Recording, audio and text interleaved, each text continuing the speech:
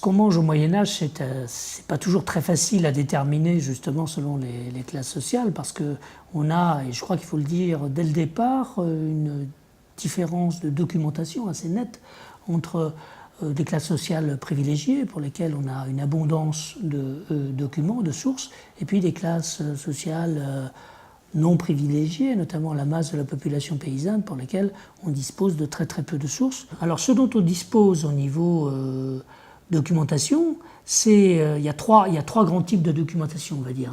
Il y a d'abord les livres de cuisine, il y a également tout ce qui est approvisionnement, compte d'approvisionnement, sources comptables, et ça, il est évident que ça concerne que les cours, au sens large du terme, et puis il y a l'archéologie.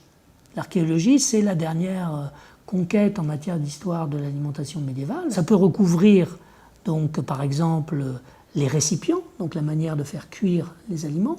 Ça peut recouvrir également, par exemple, les os, donc les os des animaux que l'on mange, qui permet de les identifier et même de comprendre comment ils sont découpés, ce qu'on appelle l'archéozoologie. Ça peut recouvrir également, par exemple, les graines, et donc tout le domaine du végétal, avec la paléobotanique.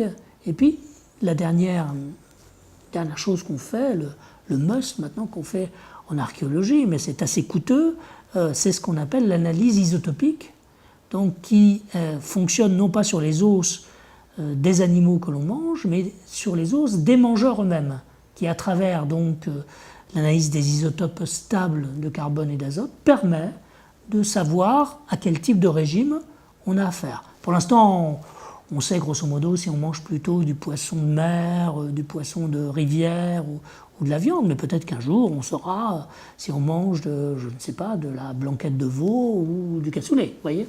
Ce qui est sûr, c'est qu'au Moyen-Âge, on conçoit effectivement la consommation alimentaire selon des normes sociales. C'est-à-dire qu'en réalité, on ne voit pas l'alimentation des classes, c'est pas seulement une question de réalité, c'est une question aussi de représentation. On ne voit pas l'alimentation des classes paysannes de la même manière que l'alimentation des classes privilégiées, parce qu'on a des normes différentes, on a des systèmes de représentation différents. L'un des plus importants, c'est l'idée que tout ce qui est sur Terre est classé dans une sorte d'échelle qui va de la Terre au ciel, et que donc plus un aliment est proche de la Terre, plus il est susceptible de convenir à une classe sociale défavorisée. En revanche, plus il sera près du ciel, plus il conviendra à une classe élevée dans la société. Alors, conséquence, tout ce qui est légumes, par exemple, est considéré comme étant une alimentation de paysans, et plus un légume est légume, c'est-à-dire plus on va vers les racines, par exemple, plus c'est paysan. En revanche, les fruits, par exemple, sont considérés comme une alimentation plutôt nobiliaire. Donc c'est une alimentation qui est notamment au Moyen-Âge central, entre le XIe et le XIIIe siècle. Parce qu'il ne faut jamais oublier que le Moyen-Âge, c'est une période très longue, d'un millénaire, entre 500 et 1500 pour faire vite. Donc dans le Moyen-Âge central, on a une alimentation extrêmement céréalière, donc à base de céréales, à base de pain, mais pas seulement. Ça peut être aussi la bouillie, ça peut être aussi les pâtes alimentaires qu'on oublie, qui existent au Moyen-Âge. Donc cette alimentation céréalière, c'est celle qui domine dans l'alimentation paysanne, notamment durant cette période-là du XIe, XIIIe siècle. Mais par exemple, au Haut Moyen-Âge, ou à la fin du Moyen-Âge, l'alimentation paysanne est plus diversifiée. Elle comporte davantage d'éléments carnés, par exemple, qui sont liés soit à la chasse, soit à l'élevage. Donc c'est vrai que c'est aussi des périodes où on a des famines, on a des disettes, on a des difficultés.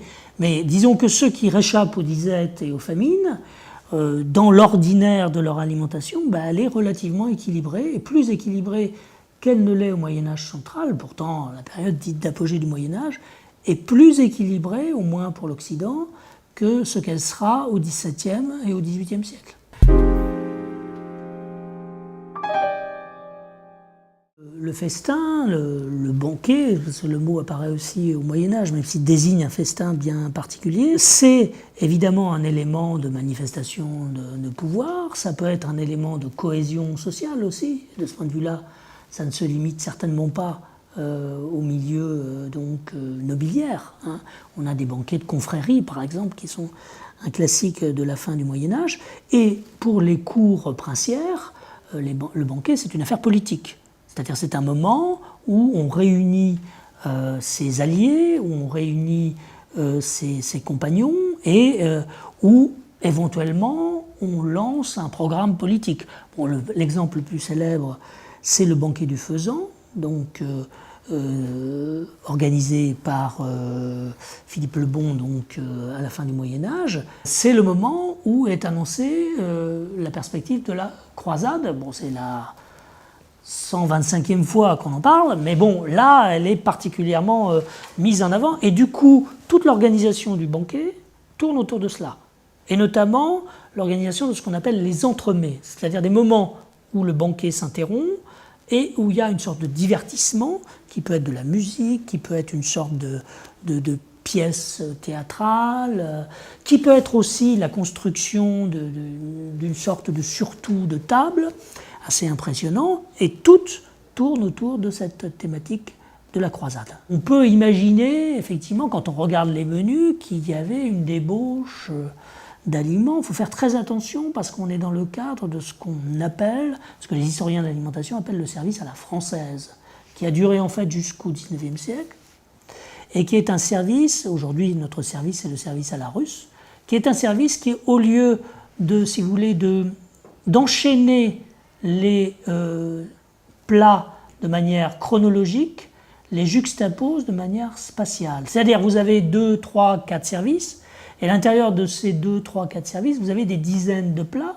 Simplement, dans un grand banquet, les plats sont disposés de manière spatiale et les mangeurs n'ont pas accès à tous les plats. Donc ça veut dire qu'on peut jouer par exemple sur la hiérarchie sociale à l'intérieur même de ces grands banquets pour distinguer ceux qui peuvent avoir les meilleurs mets de ceux qui sont au bas bout de la table et qui n'ont pas nécessairement les bons mets. On peut jouer aussi sur la qualité des mets en ce sens qu'on peut dire que le maître aura un mets chaud conservé par un couvercle, sous une cloche, parce que souvent les cuisines sont très éloignées du lieu où l'on mange, et le temps qu'on apporte les mets, eh bien, ils refroidissent. Voyez, donc on peut jouer là-dessus sur cette hiérarchie à l'intérieur du banquet et à l'intérieur de ce système qui est celui du service à la française.